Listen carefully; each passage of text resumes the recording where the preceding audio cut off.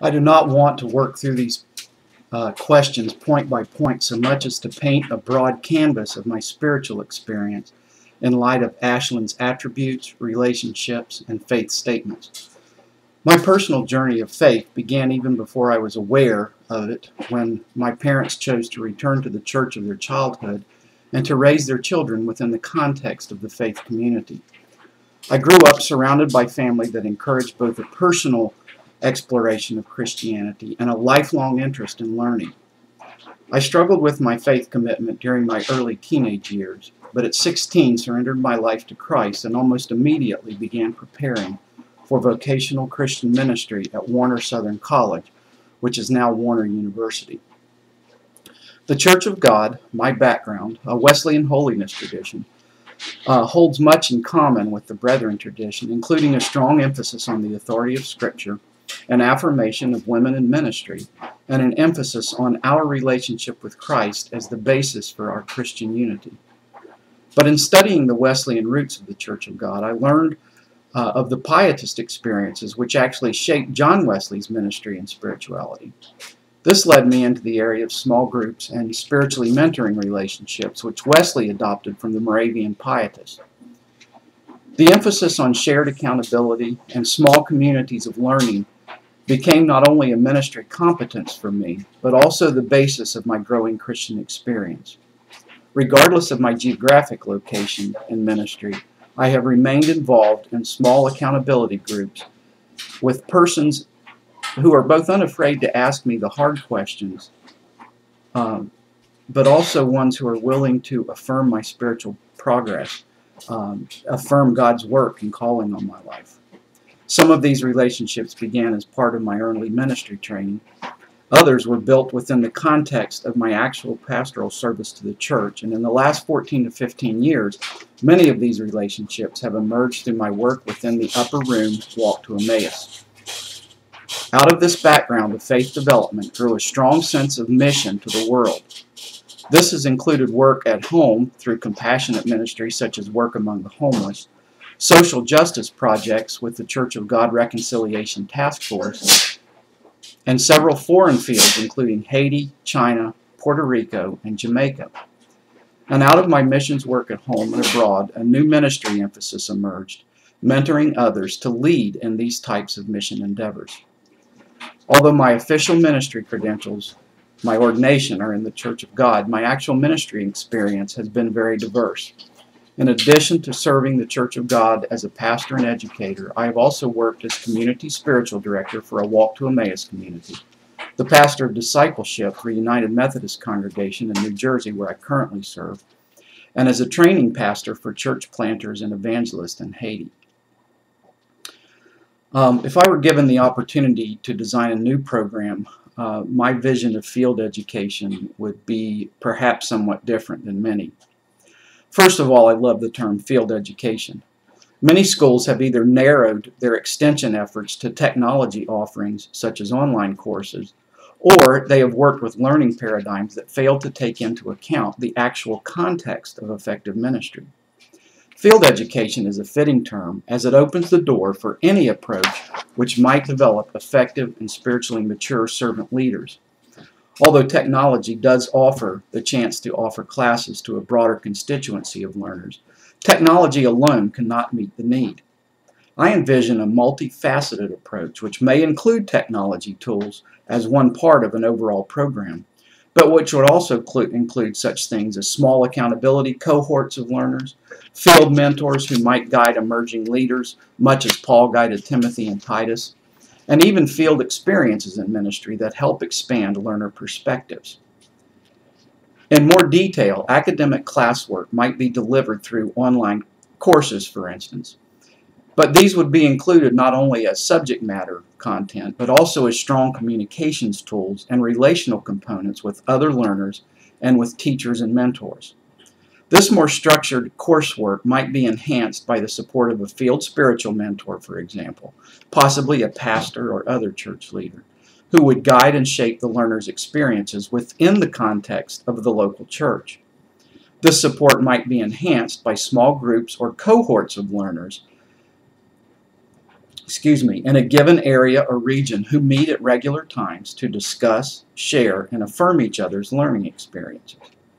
I also see the mentors, whether pastors or peers, as being further enhanced by interactions with other learners and leaders from different disciplines and different fields of ministry. Particularly in this context, I bring a lot of strength in mentoring, actually. Two of my greatest strengths in this area are discernment of a person's abilities and gifts, their spiritual gifts, and the skill in developing these gifts and helping them grow these abilities and gifts into meaningful and effective ministry. One of the first examples of this in my ministry was Melissa. Melissa was our worship leader, and she also served as the office administrator for our congregation. For many months, I had sensed that Melissa was frustrated in her work, and after some persistent questioning, she revealed that she felt called into ministry, but everyone she shared this calling with just laughed at her. Over the next 2 years, I encouraged Melissa to simply begin this journey of answering her call by preparing for the call. With this in mind, she enrolled in an online undergraduate program, and at that point I became her official field mentor. We worked through the specific gifts and abilities that she brought to the ministry table. We helped work out some personal and emotional issues based on a shameful event in her childhood. And then I helped her refine her calling to minister through direct counseling, through spiritual direction, and through some experimental things that we did at church, just literally letting her work out a project in ministry within the context of her local congregation. Although my official mentoring relationship ended with Melissa when I returned to graduate school in 2005, she continued to grow and completed her degree in transforming church leadership in 2009. Another example of my mentoring ability is still happening in the life of Tony. Tony grew up a Roman Catholic, but felt alienated and distant from the high religion of Catholicism. When he met and married his wife a few years ago, he was a highly skilled builder, but practically illiterate due to severe dyslexia. He had taught himself to read, but was easily confused by complex pages of text, and especially if there were graphics included. After making one trip with me to Haiti, Tony expressed an interest in leading this kind of mission trip, but felt helpless because of his reading and writing limitations. Nevertheless, I encouraged him, guided him through the process of planning and recruiting his team for the next trip, and then released him with only minimal guidance to pursue this calling. Tony is now in the middle of raising funds for his 4th trip to Haiti, and his team has grown from only 8 people to over 15 people. What is more, on the first trip, an agnostic, actually atheistic friend of mine made the trip with Tony and I. She was never willing to listen to me speak about my faith, but Tony's simple and warm relationship with Christ has opened many opportunities for Tony to share with her. As we began preparing for the most recent trip, this young lady told me, "I used to think I was an outright atheist, but Tony has helped me see something that I really want this God thing to be true. So now I'm thinking I'm really not an atheist. I'm just a wondering agnostic, searching to see if something this good could really be true for me." I see this as a real fruit of good mentoring, when the protege becomes the new mentor for another.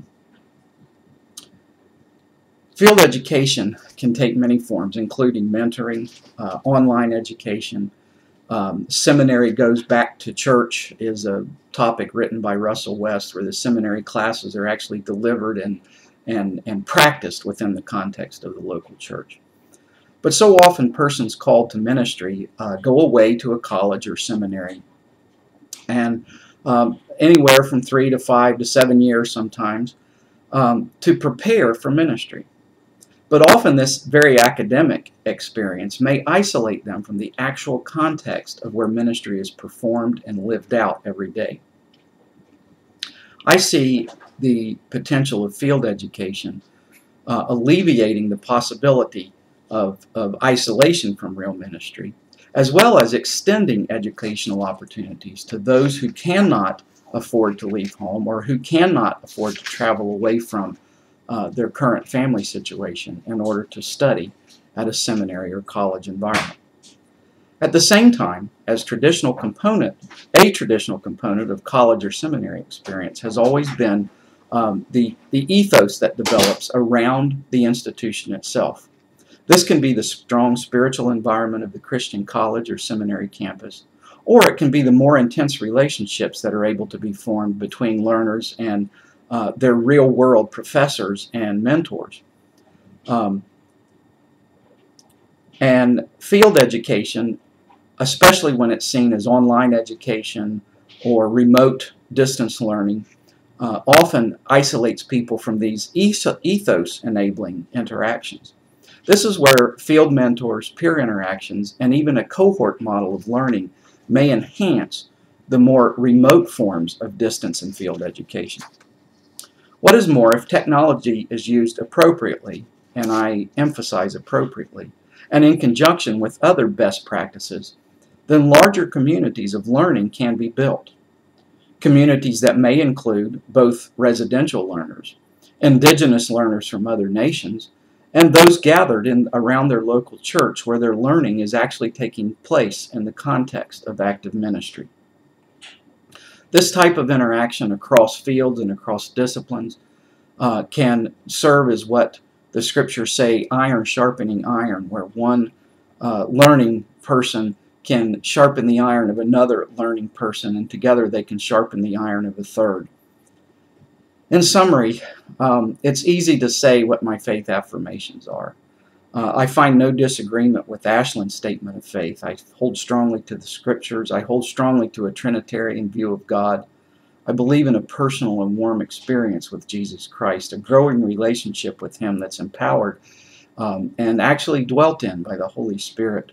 And I am fascinated and in love with the idea of small groups, of learning communities, of elements of accountability that nurture faith, not crush faith. And with this, I find myself in very close agreement with Ashland's vision, with their affiliations, and with their relationships. Although I was raised in the Church of God and my ordination is there, I'm very comfortable working in diverse theological and ethnic environments. And since I have so little that differs in my faith background than Ashland's brethren background, I see no conflict in that area. In fact, I think that I will be an asset to Ashland Seminary, as Ashland will probably be an asset to my vocation and career. I hope these answer your questions well. I'm a dedicated educator. I have the heart of a pastor and a missionary. I have worked in a diverse number of fields, as you can see from my curriculum vitae. But I am most concerned about how persons and individuals develop their full giftedness, how they answer their own unique God calling in the context of ministry, whether that's as a vocational minister or simply as a lay servant leader in the congregation. And I am passionate about bringing new people into this life-giving and life-transforming relationship. Thank you for your time and your consideration. This is Dr. Jesse S. McLean. I appreciate this chance to share my view and my visions with you.